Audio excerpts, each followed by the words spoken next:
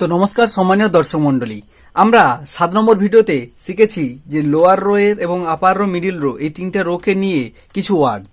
এইবার আমরা 8 নম্বর ভিডিওতে শিখব যে এই নাম্বার যে রোটা রয়েছে 1 থেকে পুরো 0 পর্যন্ত যে নাম্বার রোটা রয়েছে এইটাতে টাইপিং এর ব্যাপারটা। তো আমরা আগেগুলোতে যেগুলো শিখেছি, আমাদের হোম পজিশন যেটা যে কোনো টাইপিস্টের কম্পিউটারে তার একটা হোম পজিশন আছে ASDF, আর এদিকে হচ্ছে সেমিকলন LKG, এইভাবে তার হোম পজিশন আছে। তো এই হোম পজিশন থাকা সত্ত্বেও তাকে এই ওপরের রোটা কিভাবে টাইপ করবো সেটা দেখাচ্ছি। দেখো কি করতে হবে, একবার ভালো করে মন দিয়ে শুনে নিতে হবে, ঠিক আছে? এখানে 1 2 3 4 5, এই আঙুলটাতে দুটো হলো 5, আর এদিকে 0 9 8 7 6, ঠিক আছে? এইভাবে আমাদের করতে হবে, অর্থাৎ 1 2 3 4 5 0 9 8 7 6, এই আঙুল দিয়ে দুটো, এই আঙুল দিয়ে দুটো, এইটা করতে হবে। তো চলো আমরা করে দেখি। তো প্রথমে থেকে করতে হবে, আমাদের যেখানে হোম পজিশন সেখানে আমাদের আঙুলটা নিয়ে আসতে হবে ASDF সেমিকলন LKJ, এইভাবে আমাদের যেটা হোম পজিশন সেই হোম পজিশনে আমাদেরকে প্রথমত নিয়ে আসতে হবে। তো হোম পজিশনে নিয়ে আসার পরে আমাদের কি করতে হবে, দেখো 1 স্পেস ফিরে আসলো, 2 স্পেস ফিরে আসলো, 3 স্পেস ফিরে আসলো, 4 স্পেস ফিরে আসলো, 5 স্পেস, ঠিক আছে? তো আর এটাতে কি করব, 0 space 9 space 8 space 7 space 6 space. তো আবার দেখাচ্ছি, 1 space 2 space 3 space 4 space 5 space, এদিকে 0 space 9 space 8 space 7 space 6 space. এইভাবে আমাদের এই যে পুরো নাম্বার রো এর কাজটা করতে হবে। তো চলো আমরা যে বুঝতে পারি তাকে আরেকবার বলে দিই। আমাদের 1 2 3 4, এদিকে 5 6 7 8 9, এই 9টা আঙুলের কাজ। এটা তো আমার পুরোপুরি চলে গেল স্পেস বারের কাছে। আর এদিকে আমার থাকলো সেমিকলন LKJ, আর এদিকে ASDF, এইভাবে আমার আঙুলের পজিশনটা থাকলো, ঠিক আছে? দেখা যাচ্ছে? ঠিক আছে। এরপরে আমাদের কাজটা হবে কি, 1 space 2 space 3 space 4 space 5 space, আর এদিকে যেটা আমার সেমিকলনের উপরে আঙুলটা ছিল সেটা আমাদের কি হবে, 0 space 9 space 8 space 7 space 6 space. এভাবে আমাদের আঙুলটাকে চালাতে হবে। তো এটা হচ্ছে আমাদের ডে 8 এর একটা কাজ, ঠিক আছে? এই যে টাইপিং ব্যাপারটা। ডে 7 এ আমরা শিখলাম কিছু ওয়ার্ড, যেটা আমরা মিডিল রো, আপার রো এবং লোয়ার রো বা বটম রো, এই তিনটা রো এর যে সব ইংলিশগুলো রয়েছে সেটা সম্পর্কে। আর এটা এই মুহূর্তে আমরা যেটা শিখলাম সেটা কি না, 1 2 3 থেকে পুরোপুরি 0 পর্যন্ত। চলো এটা আরেকবার আমি বলে দিচ্ছি যে বুঝতে পারবে না। দেখো 1 2 3 4 5, অর্থাৎ আমাদের বাম হাতে পুরো 5 পর্যন্ত হয়ে গেল। আর এদিকে কি হচ্ছে, 0 9 8 7 6, এই আঙুলটা দিয়ে আমার 7 6 দুটো হচ্ছে, আর এটা তো স্পেসে থাকছে। তো চলো একবার আমরা এই পজিশনে যাই।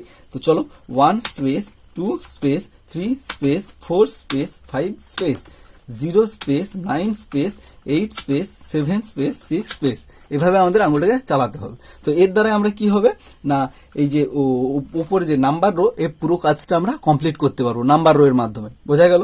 এবার বলবে দেখো এখানে আরেকটা ব্যাপার আছে, কি বলতো, যে স্যার ওপরে তো এই নাম্বার রো, যে এখানেও তো নাম্বার রো আছে, তোমাদেরকে দেখালে ভালো করে বুঝতে পারবে। এখানেও তো 0 1 2 3 4 5 6 7 8 9 এগুলো আছে। তো এগুলো তো আমরা ব্যবহার করতে পারি। দেখো এগুলো সর্বক্ষেত্রে ব্যবহার করবে কি করবে না সেটা তোমার ব্যাপার, কিন্তু আমার যেটা তুমি একদম প্রফেশনাল টাইপিং এর স্পিড বাড়াতে চাইছো, সেক্ষেত্রে তোমার এই যে লাইনটা দেখতে পাচ্ছ, এই লাইনটা তোমাকে বেশি ইউজ করতে হবে। এবার এই লাইনে দেখবে দুটো করে আছে, ঠিক আছে? একটা দেখো ওপরে এবং নিচে। ওপরে আছে অ্যাকুমেন্টার সাইন, তারপরে @ হ্যাশট্যাগ, ডলার চিহ্ন, পার্সেন্টেজ, তারপরে এটা বেশি ব্যবহার হয় না, অ্যান্ড চিহ্ন, গুণ চিহ্ন, ফার্স্ট ব্র্যাকেট সেকেন্ড ব্র্যাকেট, এভাবে রয়েছে, মাইনাস চিহ্ন, প্লাস চিহ্ন বা হাইফেন যাই বলতে পারো। তো এক্ষেত্রে আমাদের কি করতে হবে, যে কাজটা সেটা হচ্ছে শিফটের ব্যবহার। তো ভালো করে লক্ষ্য করো, দেখো দুটো শিফট কিন্তু এমনি দেয়নি, দুটো শিফট কি কারণে দিয়েছে সেটা এবার আমরা দেখে নেব, ঠিক আছে? তো দেখো প্রথমে আমাদের পজিশনে আমরা চলে আসি ASDF, ঠিক আছে? ASDF, আর এদিকে সেমিকলন LKJ, আমাদের এটা হচ্ছে মূল যে পজিশন, সেই পজিশনে আমাদেরকে চলে আসতে হবে, ঠিক আছে? এইবার আসার পরে দেখো 1 space 2 space 3 space 4 space 5 space, 0 space 9 space 8 space 7 space 6 space, এভাবে আমাদের আঙুলটা চললো। এইবার ব্যাপারটা হচ্ছে কি, ধরো তোমার এই ওপরের যে ওপরের লাইনটা যেটা দরকার সেটাতে তুমি প্রেস করবে, ঠিক আছে। তো সেক্ষেত্রে কি হবে, যখন 1 থেকে 5 পর্যন্ত আমি ওপরের লাইনের কোনো কিছু নিতে চাইবো, সেক্ষেত্রে আমার বাম পাশের স্পেসটা আমি কাজে লাগাবো। বোঝা গেল? ডান পাশের এই যে শিফটটা, এটাকে আমি কাজে লাগাবো, শিফট ডান পাশেরটাকে কাজে লাগাবো। আর যখন আমার 0 থেকে এদিকে 6 পর্যন্ত আমি কাজ করব, তখন আমার এই শিফটটাকে কাজে লাগাবো, ঠিক আছে। তো দেখো আমি একবার করে দেখি। ধরো ওপরেরটা আমার দরকার, ঠিক আছে। তো সেক্ষেত্রে আমি কি করব, যখন আমার পজিশনে আমি আছি, ঠিক আছে, পজিশনে আছি, যখনই আমি ধরো আমার ফার্স্ট প্যাকেট দরকার, ঠিক আছে। তো সেক্ষেত্রে আমি এখানে শিফটটা চিপে রেখে ফার্স্ট প্যাকেট, বোঝা গেছে এটা যায়নি, বা ধরো ফার্স্ট প্যাকেটটা শেষ করব, তো সেক্ষেত্রে আমি ফার্স্ট প্যাকেটটা শেষ করলাম।